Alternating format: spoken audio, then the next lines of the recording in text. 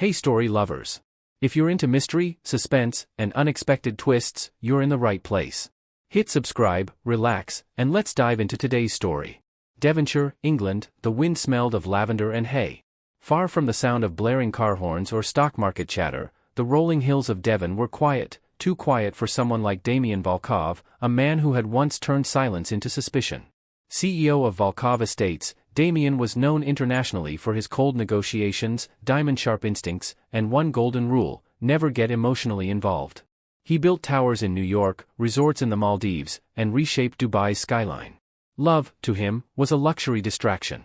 One he couldn't afford. So when his assistant, Natalie, handed him a handwritten letter sealed with wax, he nearly tossed it aside.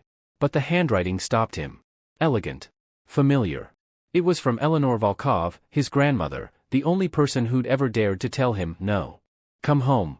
I have one final wish before I leave this world. And so he came. The old Volkov estate was the last untouched part of his empire.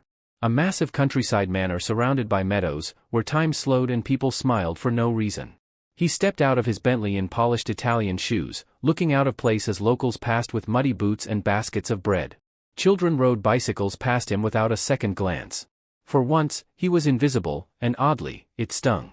Inside the estate, Eleanor sat in her wheelchair by the fireplace, her silver hair pinned neatly, her eyes still as sharp as they were in her boardroom days.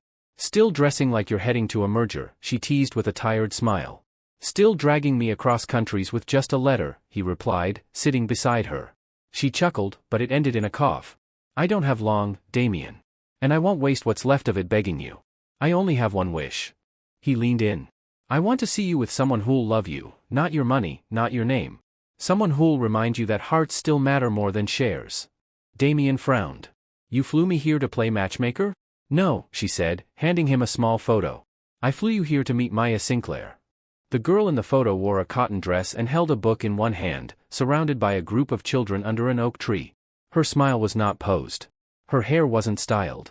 She looked real, and that made her dangerous. She's the daughter of our old caretaker, Eleanor explained. Now a schoolteacher. She volunteers at the farm, helps the sick, reads poetry. Everything you've forgotten how to do. I appreciate your sentiment, but she's not asking for your ring, Damian. I am. That night, he stayed in the guest wing but barely slept. He Googled Maya. Nothing. No LinkedIn. No Instagram. No scandal.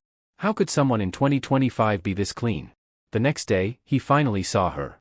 She was walking down the dirt path near the market square, balancing a basket of fresh tomatoes. Kids ran up to her, calling her name. She laughed, her laugh pure. Damian stood by his car, watching. Then she saw him. Their eyes met. And something flickered. Not lightning. Not attraction. Recognition, of two people who didn't belong in the same frame. She walked toward him. You're Damian Volkov? He nodded. I'm only here because your grandmother guilt-tripped me, she said, half smiling. That makes two of us. She laughed. Good. Let's keep it honest. And just like that, he was intrigued. They went for a walk. She led him through a sunflower field he didn't know existed on his own land. You don't talk much, she said. You talk too much, he replied. Balance, she said with a grin. They argued about city life versus rural values, about wealth, about freedom. She teased him for his Rolex, he teased her for naming a goat after Shakespeare. By sunset, they sat under the same oak tree from the photo. You know, she said, everyone here thinks you're cold. But I think, you're just lonely. He didn't respond. Because it was true. That night, Eleanor asked how it went. She's charming, Damian admitted. But I'm not staying. You're afraid of liking her, his grandmother whispered. You're afraid because she makes you feel something real. Damian left the next morning. But he took the photo with him. 1 week later, London, UK. Damian sat at the head of a long marble boardroom table, skyscrapers reflecting off the glass behind him. Charts, projections, and earnings forecasts filled the screen, but his mind kept drifting, back to that sunflower field, that smile, that girl. Damian, his CFO, Malcolm, nudged him. He blinked. Right. Proceed. But he wasn't present. Not fully. Back at the estate, Maya returned to her school, brushing off what she called that strange 2-hour walk with a man allergic to joy. Yet something about him lingered, something raw beneath his polished shell. A flicker she wasn't ready to admit she noticed. Eleanor, despite her weakening condition, wrote letters to Damian daily. Some he ignored. One he didn't. Refusing love won't protect you, Damien. It'll only delay the pain. Maya reminded you what it means to feel. Don't run from it.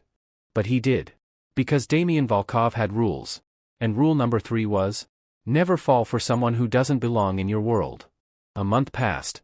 Damien thought he'd left her behind. But fate doesn't care about plans. He was in Devon again, reluctantly, to finalize the paperwork for the land his grandmother had requested be donated to local schools and shelters. A parting gift to a community she loved. Damien would have handled it remotely, but her will was clear, in person. And there she was again, Maya Sinclair, laughing in a corner at a local festival, face lit by lanterns and fireflies. She wore a sundress and boots. Effortless, as always. He kept his distance. But the universe had other ideas. A child ran through the crowd, slipped, and scraped his knee. Before Damien could even react, Maya was already there, comforting the boy, tying her scarf around the wound. Calm. Soft. Pure. And then, she looked up. Saw him. Their eyes locked again. She stood, brushed her hands, walked straight over. You again. I'm here for business, he said. Always. They walked in silence. This time, no teasing. No fencing. Just quiet. Until she broke it. You didn't say goodbye. I didn't think I needed to. You didn't. But you should've. It wasn't anger in her voice. It was disappointment. He hated how much it stung. You still think I'm a spoiled city boy, don't you? No, she said simply. I think you're scared of anything you can't control. That night, Damien couldn't sleep. He walked the hills alone, stopping beneath that same oak tree. He didn't know Maya was watching from a distance, arms crossed, trying to make sense of the ache he left in her chest. The next morning, Damien found himself at the local school. He hadn't planned it. Something pulled him there. He stood in the back, silently watching Maya teach a group of children under the sun. She read aloud from a book, using voices, making them laugh, making them listen. She was magnetic, not because she tried, but because she didn't. When class ended, she spotted him again. You're not exactly blending in, she said. Blending in isn't my strength. So what is? Fixing things, he said. Controlling chaos. Getting results. And how's that going for you? He smiled, the first real one she'd seen from him. They talked. 4 hours. About life. About loss. She spoke of her mother, who died young, and her father, who raised her on nothing but honesty and bread. Damien, for the first time, spoke about his parents, distant, calculating, emotionally bankrupt. He never had anyone but his grandmother. Maya listened without judgment. And that's when something cracked. He offered to help renovate the school's broken roof. Quietly. Without credit. She agreed, but only if he'd visit again. And again, he did. They spent days walking through the village, restoring parts of the school, helping at the farms. She showed him that joy wasn't bought, it was built. He taught her about finance, strategy, and how to negotiate fair prices for local produce. She taught him how to let go, to laugh, to live without a plan. Their worlds, once so distant, began to blur.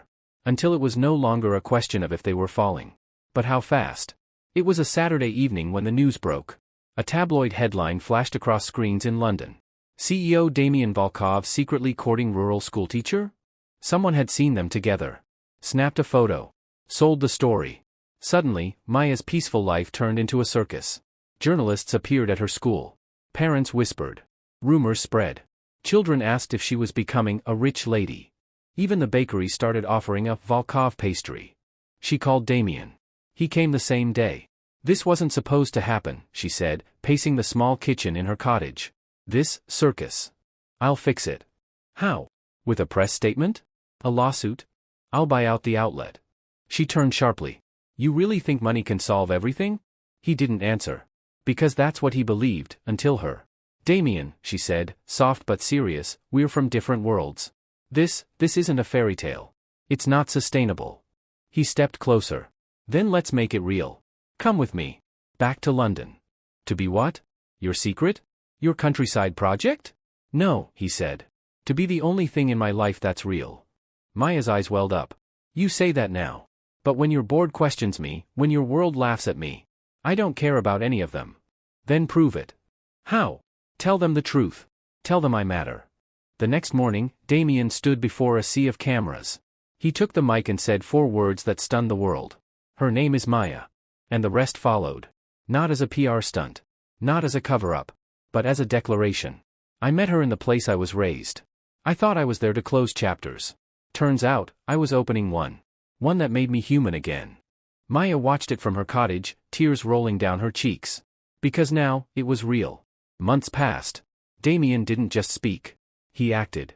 He relocated half his operations to Devon, opening a regional headquarters that employed locals. He invested in education, built tech hubs in rural schools, and put Maya in charge of a literacy foundation bearing his grandmother's name. People doubted him at first. But not Maya. She had doubts of her own, moments where she wondered if she was enough for a man like Damien. And moments when Damien questioned if he deserved someone as honest, as grounded, as her. But every time fear crept in, love showed up louder. One winter evening, standing under the same oak tree where they first really saw each other, Damien pulled a small, velvet box from his coat. He didn't kneel. He didn't make a speech. He just opened it. "I don't want a perfect life," he said. "I want a real one. With you. Will you marry me?" Maya smiled, tears catching on her lashes. "Yes," she whispered. "Even if it means dealing with your spreadsheets." He laughed, kissed her, and for the first time in his adult life, Damien Volkov felt truly free. 1 year later. A small, intimate wedding in a garden of sunflowers. No gold-drenched venue. No paparazzi. Just friends, family, and a lot of barefoot dancing. Damien and Maya Volkov now split their time between London and Devon. He still wore suits, just less often.